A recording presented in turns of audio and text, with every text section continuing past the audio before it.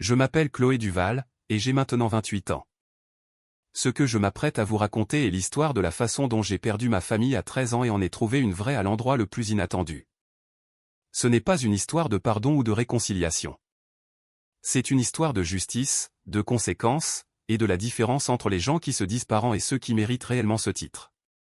Avant que je vous raconte ce qui s'est passé lors de cette cérémonie de remise des diplômes, quand ma mère biologique est restée assise, figée sur son siège, pendant que 847 personnes me regardaient honorer la femme qui m'a réellement élevé.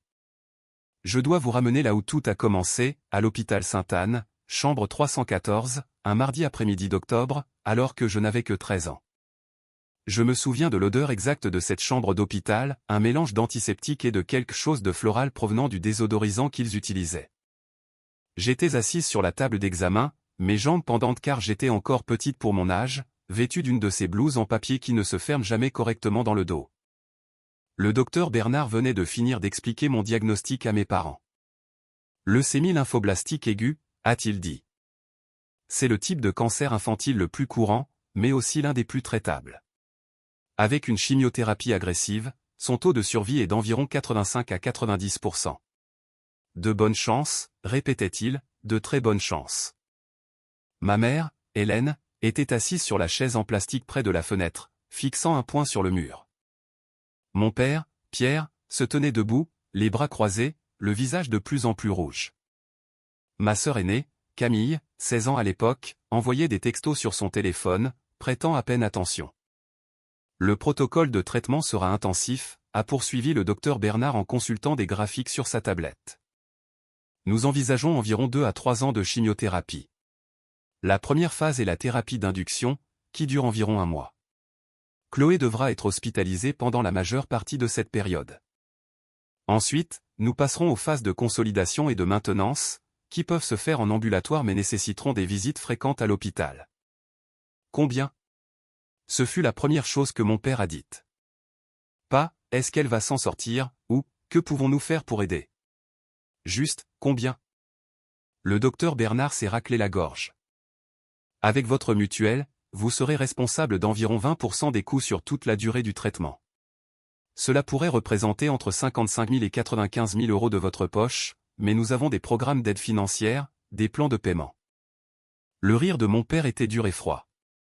Vous me dites que nous devons payer 100 000 euros parce qu'elle est tombée malade. Pierre, a dit ma mère doucement, mais elle ne m'a pas regardé. Elle ne m'avait toujours pas regardé depuis le diagnostic. Monsieur, je comprends que cela soit accablant, a dit le docteur Bernard. Mais le pronostic de Chloé est excellent. Avec le traitement, elle a toutes les chances de vaincre la maladie et de vivre une vie tout à fait normale. Camille postule pour les grandes écoles l'année prochaine, a dit mon père comme si le médecin n'avait pas parlé. HEC, Polytechnique. Elle a d'excellents résultats scolaires. Nous économisons pour ses études depuis sa naissance. La pièce est devenue silencieuse. Le docteur Bernard regardait tour à tour mes parents et moi, visiblement mal à l'aise. Peut-être devrions-nous en discuter en privé. Chloé n'a pas besoin de. Chloé a besoin de comprendre la réalité, l'a interrompu mon père. Il m'a finalement regardé, et il n'y avait rien dans ses yeux, aucune inquiétude, juste un calcul froid. Nous avons 170 000 euros sur le compte pour les études. C'est pour l'éducation de votre sœur, son avenir. Nous n'allons pas jeter ça par les fenêtres pour des factures médicales. J'ai senti quelque chose se briser dans ma poitrine, et cela n'avait rien à voir avec le cancer. Il y a d'autres options, a dit le docteur Bernard, la voix tendue. Les programmes de l'État, l'aide sociale. Nous ne prendrons pas la charité, a soudainement déclaré ma mère, une étincelle de fierté animant enfin son visage. Que penseraient les gens ? Alors, que suggérez-vous, a demandé le docteur Bernard, et je pouvais entendre l'incrédulité poindre dans son attitude professionnelle. Mon père m'a regardé longuement. Elle a 13 ans. Elle peut être émancipée, devenir une pupille de la nation. Alors elle aura droit à une couverture complète de la sécurité sociale, et cela ne touchera pas nos finances. Les mots n'ont pas eu de sens au début. J'attendais qu'il dise qu'il plaisantait, qu'il était juste stressé et ne le pensait pas. Mais il est resté là, les bras toujours croisés, le visage déterminé. Vous ne pouvez pas être sérieux, a dit le docteur Bernard. Nous avons un autre enfant à prendre en considération, a dit ma mère, et sa voix était maintenant défensive, comme si elle était la victime dans cette situation. Camille a un avenir. Elle va faire de grandes choses. Nous ne pouvons pas laisser, elle a fait un geste vague dans ma direction, ceci détruire tout ce que nous avons construit. Maman, ma voix est sortie petite, enfantine. J'ai peur. Elle m'a regardé alors, enfin. Tout ira bien, Chloé. Le médecin a dit que le taux de survie est bon. Tu seras soignée. Tu iras mieux.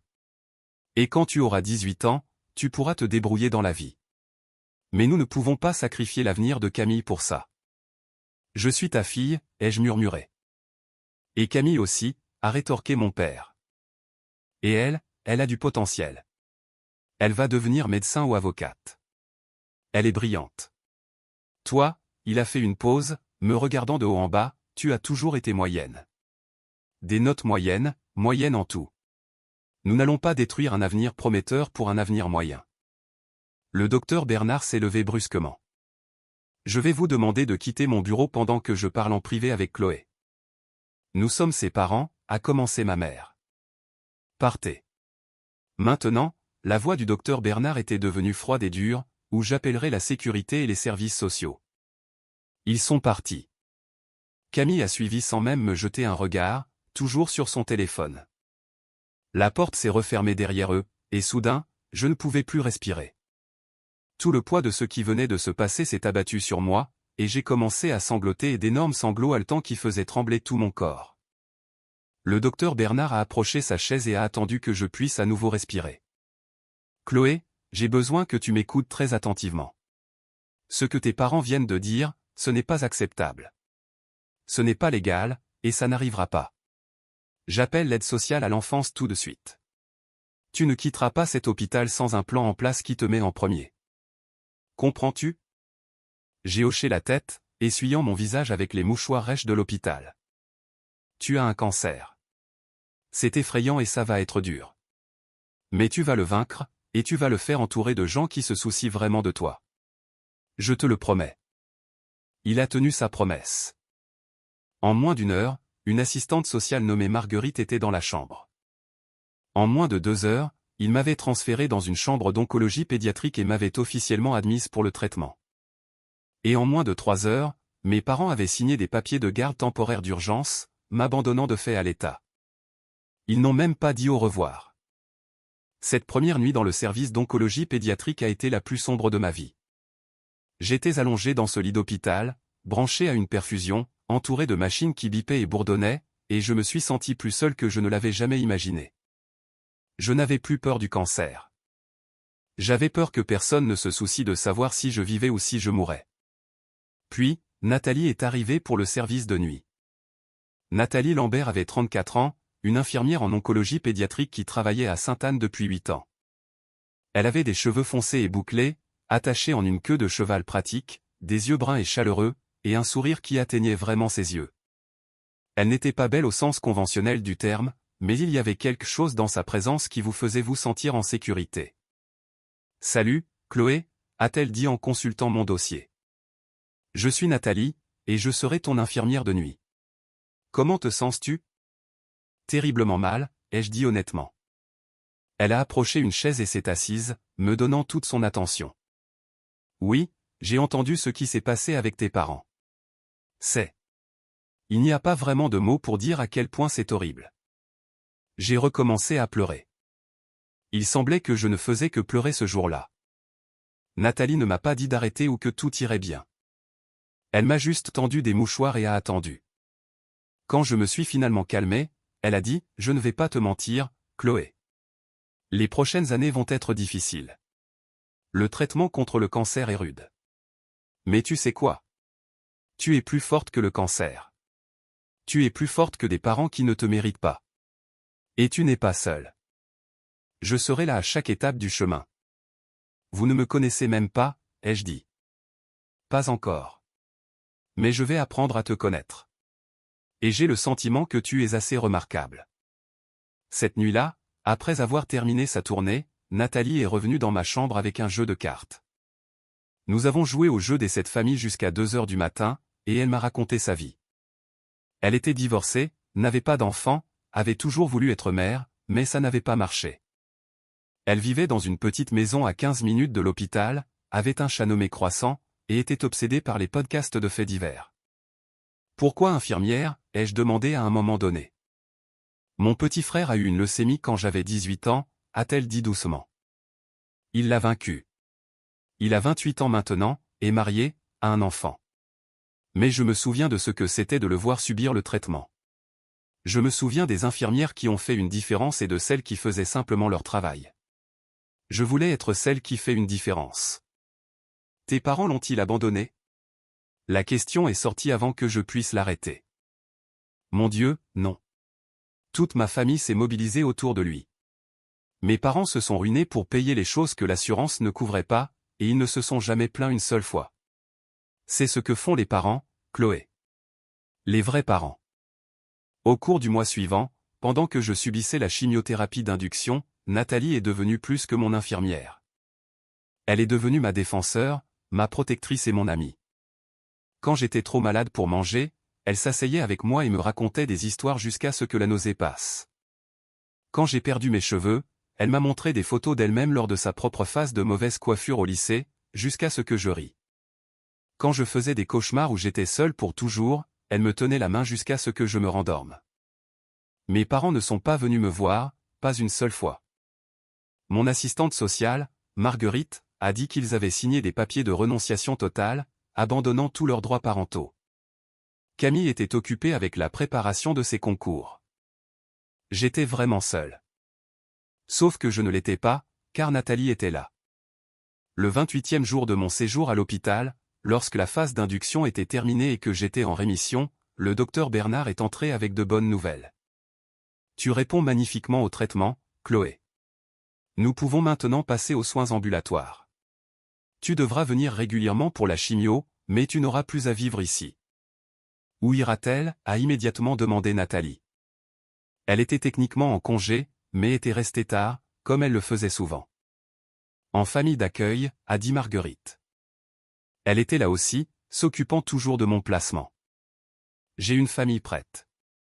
Ils ont l'expérience des besoins médicaux. Je veux la prendre.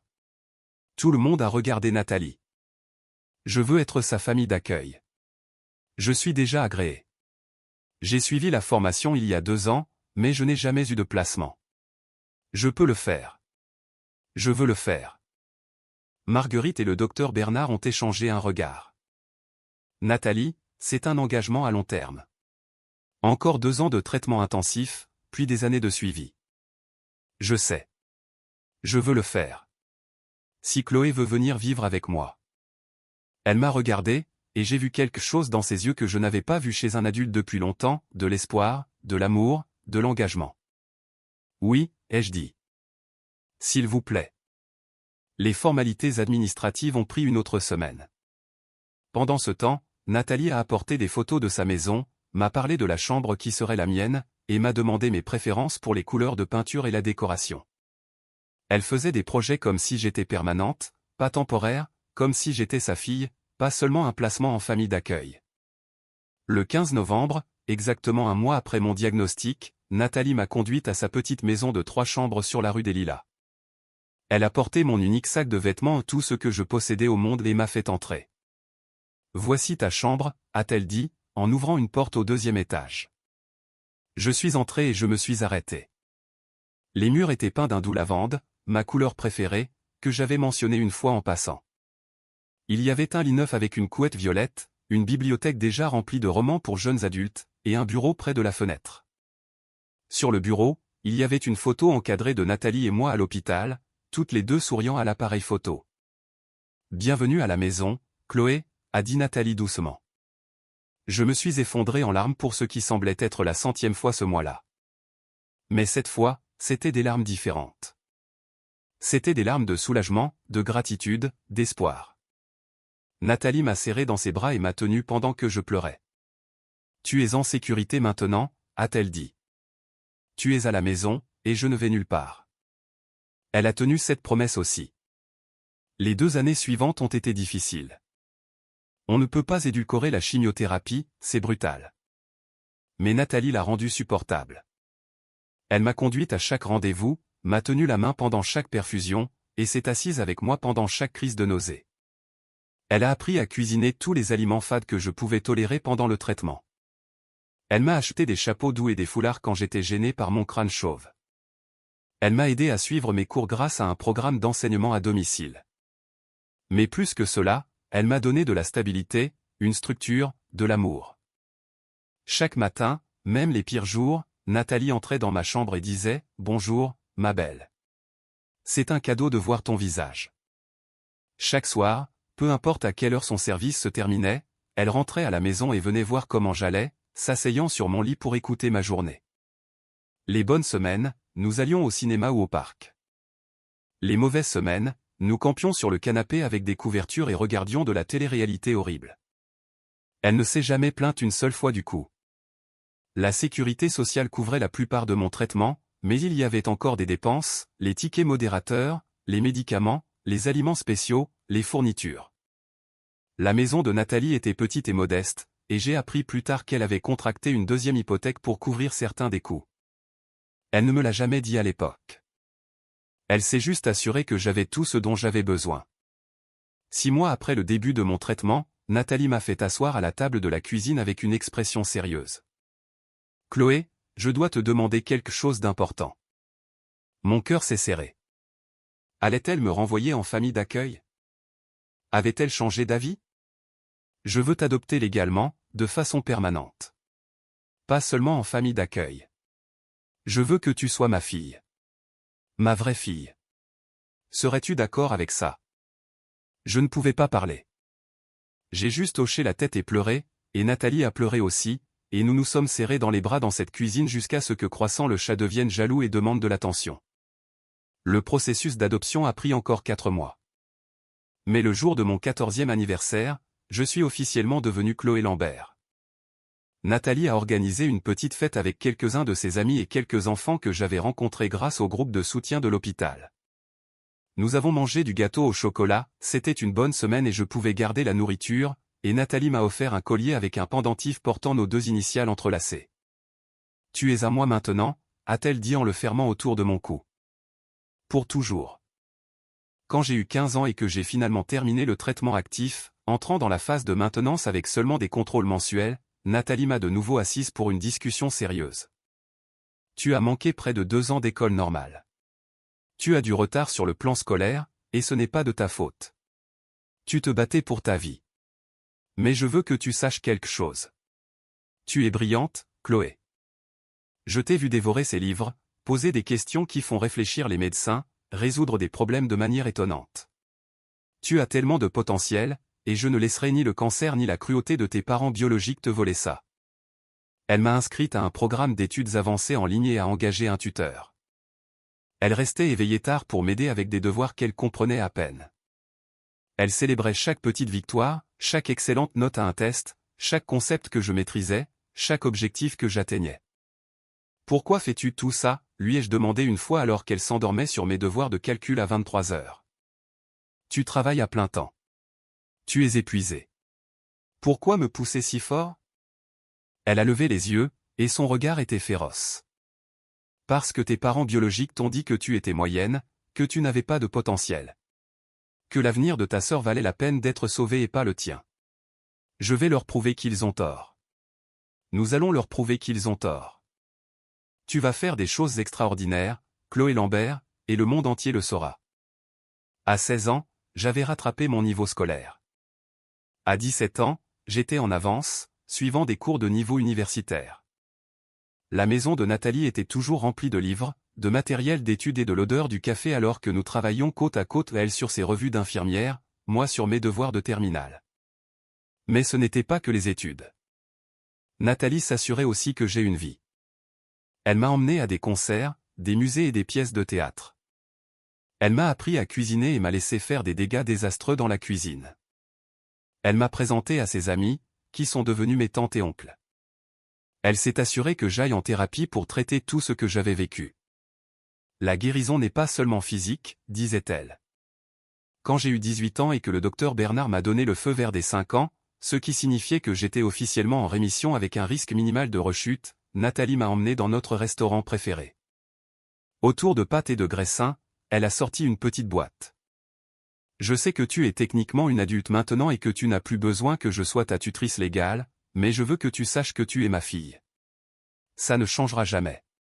Que tu vives ici ou que tu déménages, que tu aies 18 ou 80 ans, tu es mon enfant. Toujours. À l'intérieur de la boîte se trouvait une bague, simple et en argent, avec nos 2 pierres de naissance. Pour te rappeler que tu n'es jamais seule, a dit Nathalie. J'ai porté cette bague tous les jours. Pendant ma dernière année de lycée, Nathalie et moi avons commencé à parler sérieusement de l'université. Mes notes étaient exceptionnelles, une moyenne de 18/20, d'excellentes notes au baccalauréat. J'ai découvert une passion pour la médecine pendant mon traitement, voulant être comme le docteur Bernard et Nathalie, quelqu'un qui aide les gens dans leurs moments les plus sombres. Je veux postuler à la Sorbonne, ai-je dit à Nathalie un soir. Leur préparation en médecine est l'une des meilleures du pays, et leur faculté de médecine. C'est un rêve. La Sorbonne était aussi incroyablement chère. Même avec une aide financière, ce serait difficile. Nathalie n'a pas hésité. Alors c'est là que tu vas postuler. On trouvera l'argent. Tu postules à la Sorbonne, et tu seras accepté. Elle avait raison. En mars de ma dernière année, j'ai reçu ma lettre d'acceptation de l'université de la Sorbonne avec une bourse substantielle. Entre la bourse, les aides de l'État et les prêts étudiants, le coût était gérable.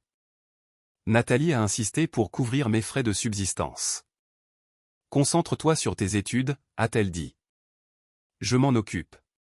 Pas de mais. Tu vas devenir médecin.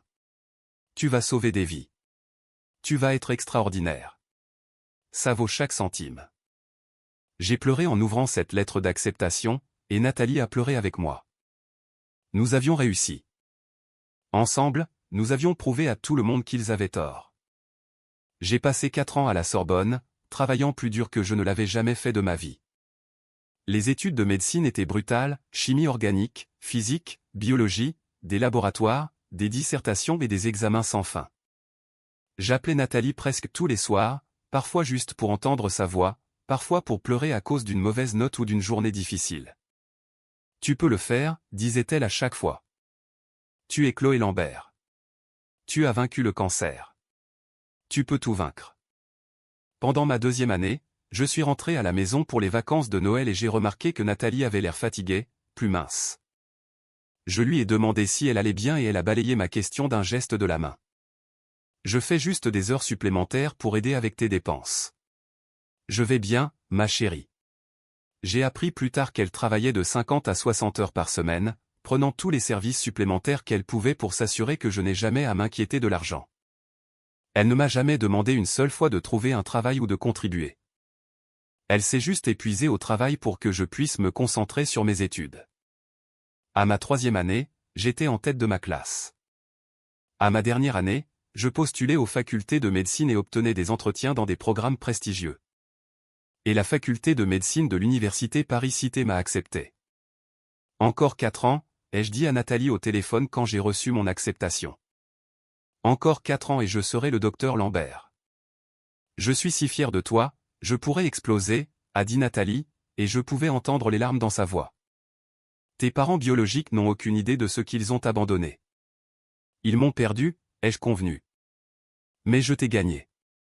Je dirais que j'ai fait la meilleure affaire. La faculté de médecine était encore plus intense que le premier cycle. Les cours étaient implacables, les stages cliniques épuisants, la pression énorme. Mais j'adorais ça. J'adorais apprendre le fonctionnement du corps humain, comment diagnostiquer les maladies, comment aider les gens à guérir. Je me suis spécialisé en oncologie, voulant aider des enfants comme celui que j'avais été. Nathalie est venue à chaque étape importante, ma cérémonie de la blouse blanche, mon premier jour de stage clinique, le jour de mon affectation en internat. Elle était toujours là, toujours fière, toujours solidaire. Et pendant tout ce temps en 13 ans d'études, des centaines de kilomètres entre nous, parfois d'innombrables nuits stressantes et de jours difficiles, je n'ai jamais eu de nouvelles de mes parents biologiques. Pas un seul appel, courriel ou texto. Ils avaient continué leur vie, et j'avais continué la mienne. Du moins, c'est ce que je pensais. En avril de ma 4e année de médecine, j'ai appris que j'avais été choisi comme major de ma promotion. Sur 120 étudiants brillants, j'avais le meilleur dossier académique, les meilleures évaluations cliniques et le dossier de recherche le plus solide. Je prononcerai le discours des étudiants à la cérémonie de remise des diplômes. J'ai appelé Nathalie immédiatement. Maman, j'ai des nouvelles.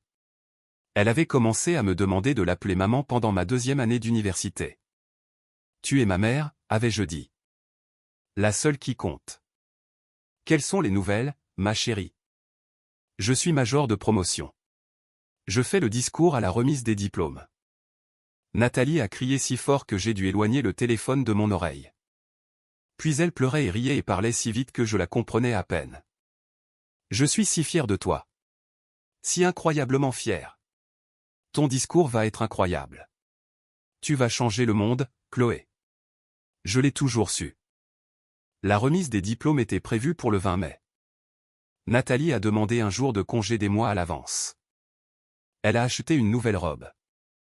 Elle a invité tous ses amis et mes tantes et oncles, les gens qui étaient devenus ma famille. Ça allait être une célébration. 2 semaines avant la remise des diplômes, j'ai reçu un courriel du coordinateur des événements de l'université. En raison de mon statut de major de promotion, j'étais autorisé à soumettre des noms supplémentaires pour des sièges réservés au-delà de l'allocation standard de 2 invités. J'ai immédiatement ajouté des noms, Nathalie, bien sûr, plus 6 de ses amis les plus proches qui étaient devenus une famille pour moi. Le coordinateur a répondu rapidement. Nous avons en fait une demande supplémentaire pour votre section réservée. Une Hélène et un Pierre Duval nous ont contactés en prétendant être vos parents et en demandant des sièges. Devons-nous les ajouter à votre liste? J'ai fixé ce courriel pendant 5 bonnes minutes. Hélène et Pierre Duval. Mes parents biologiques. Les gens qui m'avaient abandonné à 13 ans, qui m'avaient dit que j'étais moyenne et ne valais pas la peine d'être sauvée, qui avaient choisi les études de ma sœur plutôt que ma vie. Ils voulaient venir à ma remise de diplôme. J'ai pris le téléphone et j'ai appelé Nathalie. Maman, mes parents biologiques veulent venir à la remise des diplômes. Il y a eu une longue pause. Comment te sens-tu par rapport à ça? Je ne sais pas. Une partie de moi veut leur dire d'aller au diable. Une partie de moi veut qu'ils voient ce que je suis devenu malgré eux. Que penses-tu que je devrais faire? C'est ton jour, ma chérie. Ton accomplissement. Quoi que tu veuilles, je te soutiendrai. Mais si tu me demandes mon avis? Laisse-les venir. Laisse-les voir exactement ce qu'ils ont jeté.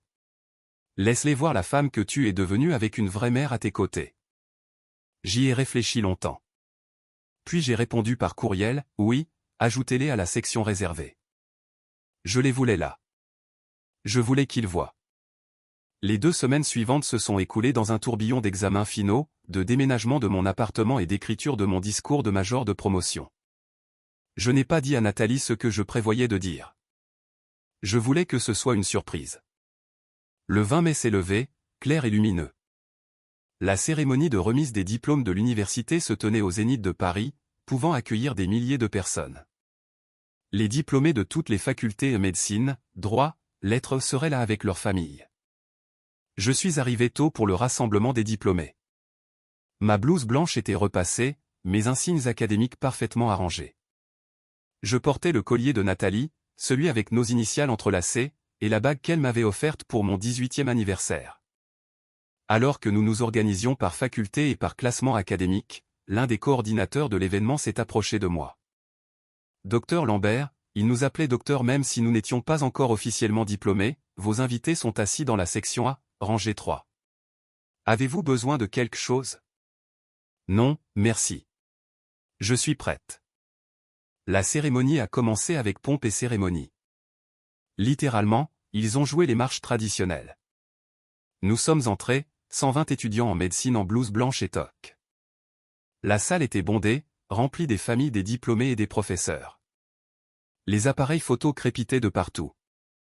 J'ai aperçu ma section en passant. Nathalie était assise au premier rang, le visage déjà mouillé de larmes de joie, portant la nouvelle robe qu'elle avait achetée et tenant un bouquet de fleurs.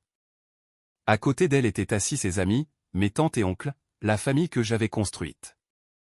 Et 2 sièges plus loin, raides et mal à l'aise, étaient assis Hélène et Pierre Duval. Mes parents biologiques. Je ne les avais pas vus depuis 15 ans. Ma mère avait l'air plus âgée, plus grise, plus usée. Mon père avait pris du poids et perdu des cheveux. Ils avaient l'air ordinaire, petits, rien à voir avec les figures terrifiantes de mes souvenirs d'enfance. Ils ne m'ont pas regardé en passant. Ils semblaient parcourir le programme, essayant probablement de savoir où leur autre fille était assise dans la foule. Il ne leur était pas venu à l'esprit que leur siège réservé était pour moi. La cérémonie s'est poursuivie avec les discours habituels, mots de bienvenue du doyen, discours du président de l'université, remarques de l'orateur principal, un chirurgien de renom. Puis ce fut le moment du discours de l'étudiant. Et maintenant, dit le doyen Dubois en s'avançant vers le podium, c'est un immense honneur pour moi de vous présenter notre major de promotion, l'étudiante choisie pour représenter la promotion 2026 de la faculté de médecine. Elle a obtenu son diplôme en tête de sa classe, a mené des recherches révolutionnaires en oncologie pédiatrique et a impressionné chacun de ses professeurs par sa compassion, son intelligence et son dévouement. Mesdames et messieurs, le docteur Chloé Lambert. La salle a éclaté en applaudissements. Je me suis levé et j'ai marché vers la scène, le cœur battant. En montant les marches, j'ai vu Nathalie debout, applaudissant si fort que ses mains devaient lui faire mal, des larmes coulant sur son visage. J'ai aussi vu mes parents biologiques. Ils étaient tous les deux devenus très immobiles, fixant leur programme. La main de ma mère était figée à mi-chemin de sa bouche. Mon père était devenu pâle. Ils avaient compris. J'ai atteint le podium et j'ai ajusté le microphone. Des milliers de personnes me regardaient.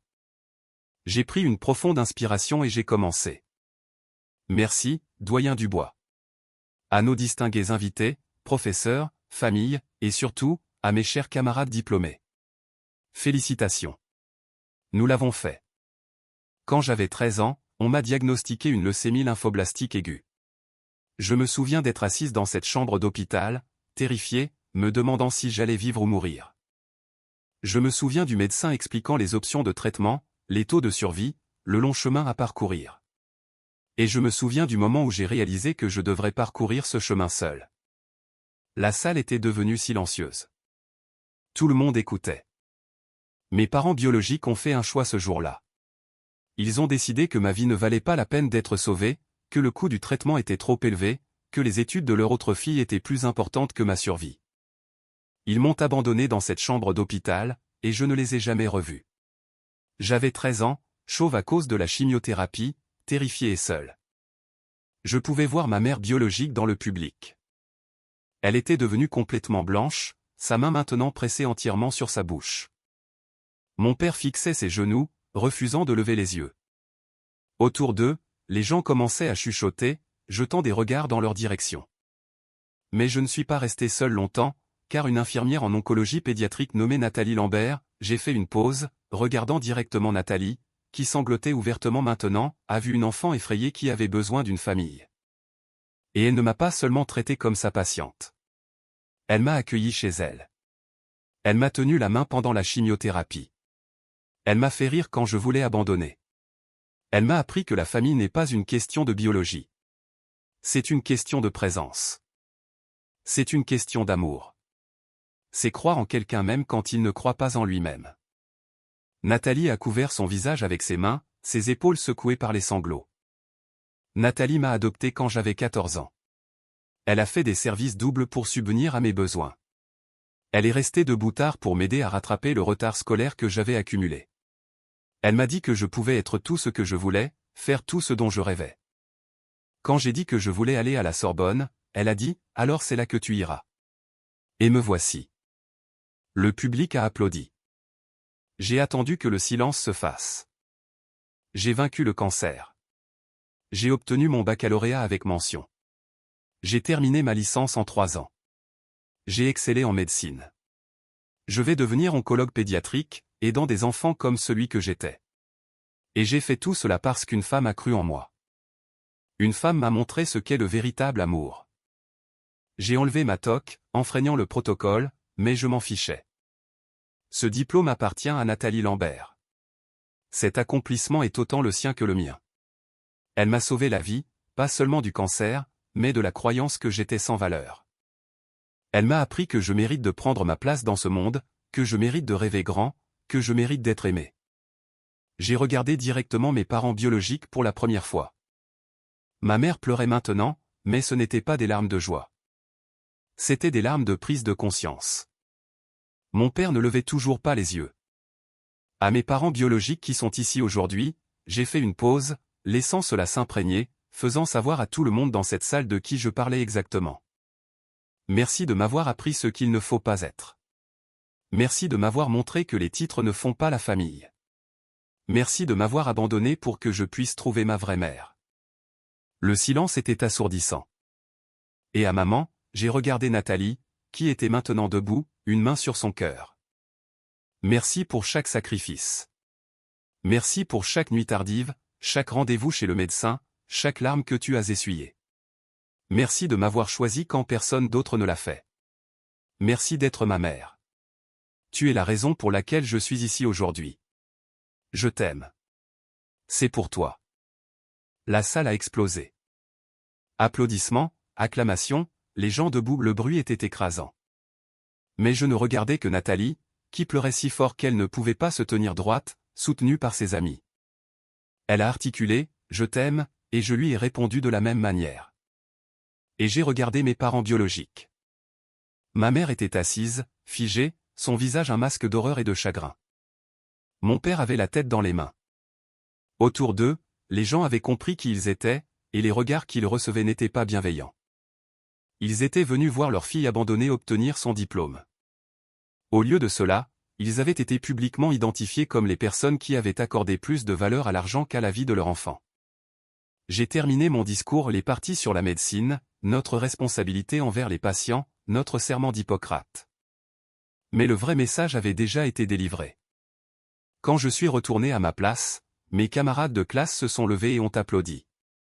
Plusieurs d'entre eux m'ont étreint en passant. Le reste de la cérémonie s'est estompé, la remise des diplômes, le changement de côté des pompons, la sortie. Tout ce à quoi je pouvais penser, c'était de rejoindre Nathalie. Après la fin de la cérémonie, il y a eu une réception dans la salle adjacente. J'ai été immédiatement assailli par des camarades de classe, des professeurs et des gens que je ne connaissais pas, me félicitant pour mon discours. À travers la foule, je pouvais voir Nathalie se frayer un chemin vers moi. Quand elle m'a atteinte, nous nous sommes toutes les deux effondrées. Nous nous sommes tenus dans les bras au milieu de cette salle de réception bondée et avons pleuré, sans nous soucier de qui nous voyait. Tu n'avais pas à faire ça, a sangloté Nathalie. Tu n'avais pas à me donner le crédit. Si, je le devais.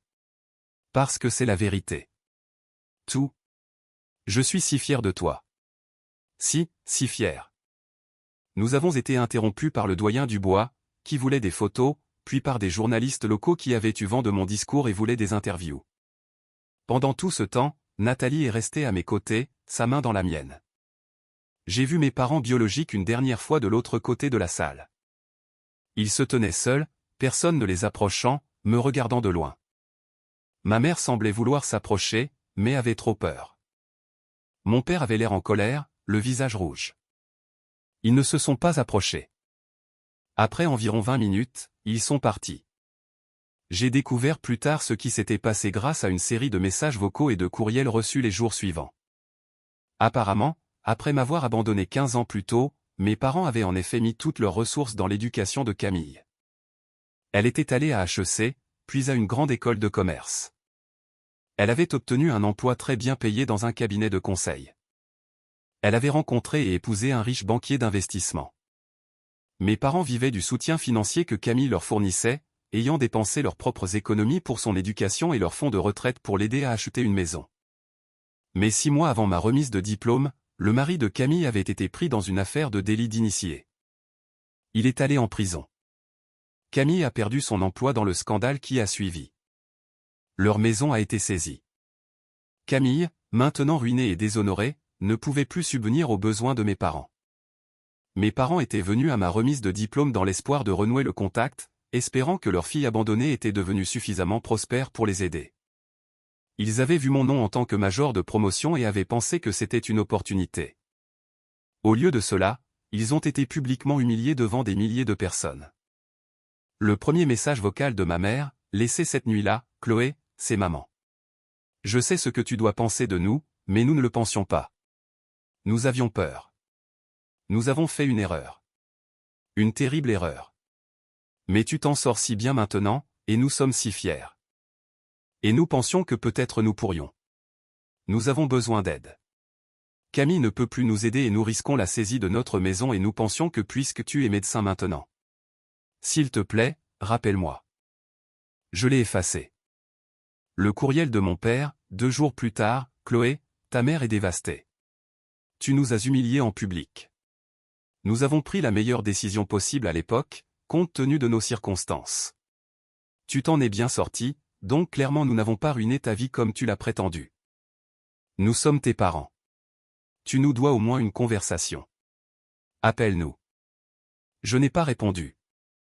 Au cours des 2 semaines suivantes, ils ont appelé 47 fois. Ils ont envoyé des courriels, des textos, des messages via les réseaux sociaux. Chacun était un mélange de culpabilisation, d'exigence et de demande d'argent à peine voilée. Ils avaient entendu dire par quelqu'un que les diplômés de médecine gagnaient bien leur vie. Ils savaient que je gagnerais bientôt un salaire de médecin. Ils pensaient que je pouvais aider. Le 15e jour, j'ai envoyé un seul courriel. Vous m'avez dit quand j'avais 13 ans que vous ne pouviez pas vous permettre un enfant malade. Vous avez dit que Camille avait du potentiel et pas moi. Vous m'avez abandonné quand j'avais le plus besoin de vous. Nathalie Lambert est devenue ma mère, ma famille, mon tout. Je ne vous dois rien. Ne me contactez plus. J'ai bloqué leurs numéros, bloqué leurs adresses courriel, et j'ai continué ma vie. C'était il y a 3 ans. J'ai maintenant 31 ans, et je termine ma spécialisation en oncologie pédiatrique à l'hôpital Necker-Enfants Malades à Paris. Je suis exactement là où je veux être, faisant exactement ce que je suis censé faire. Nathalie est toujours à Lyon, travaillant toujours comme infirmière, bien qu'elle soit passée à temps partiel. Elle me rend souvent visite, et je rentre à la maison dès que je le peux. Nous nous parlons tous les jours. Elle est ma mère, ma meilleure amie, mon héroïne. J'ai entendu par une connaissance commune quelqu'un qui connaissait ma famille biologique que mes parents ont perdu leur maison il y a 2 ans. Ils vivent dans un petit appartement, survivant grâce aux aides sociales. Camille aurait déménagé à l'autre bout du pays et aurait cessé de leur parler après qu'ils lui aient sans cesse demandé de l'argent qu'elle n'avait pas. Je ne ressens rien quand j'entends ces nouvelles. Aucune satisfaction, aucune culpabilité, aucune tristesse. Ce sont des étrangers pour moi maintenant. Ils ont fait leur choix il y a 15 ans, et j'ai fait le mien il y a 3 ans lors de cette cérémonie de remise des diplômes. Parfois, les gens me demandent si je regrette le discours, si je pense avoir été trop dur, si je m'interroge sur une réconciliation. Je ne regrette rien. Ce discours n'était pas une question de vengeance. C'était une question de vérité. Il s'agissait d'honorer la femme qui m'a sauvé et de m'assurer que le monde sache à quoi ressemble le véritable amour. Il s'agissait de montrer à chaque enfant abandonné qui regarde qu'il peut survivre, s'épanouir et réussir malgré les personnes qui ont renoncé à lui. Nathalie m'a appris que la famille se choisit, elle n'est pas donnée. Que l'amour est action, pas des mots. Que le fait d'être présent chaque jour compte plus que de partager de l'ADN. Je suis le docteur Chloé Lambert. J'ai vaincu le cancer. Je suis devenu médecin. Je sauve des vies, tout comme le docteur Bernard et Nathalie ont sauvé la mienne. Et j'ai fait tout cela sans les personnes qui m'ont dit que je ne valais pas la peine d'être sauvé. Ce n'est pas de la vengeance. C'est la justice. Si vous regardez ceci et que vous avez été abandonné, rejeté, ou qu'on vous a dit que vous ne valiez pas la peine qu'on investisse en vous, s'il vous plaît, écoutez-moi. Ces personnes ont tort. Votre valeur n'est pas déterminée par des gens qui n'ont pas su la voir. Votre potentiel n'est pas limité par des gens qui vous ont sous-estimé. Trouvez votre Nathalie. Trouvez les personnes qui vous voient, qui croient en vous et qui sont là pour vous. Construisez votre famille choisie, puis prouvez à chaque sceptique qu'il a tort en devenant exactement la personne que vous êtes censé être. Je suis la preuve vivante que c'est possible. Et à Nathalie, maman, si tu regardes ça, merci pour tout. Pour toujours. Je t'aime.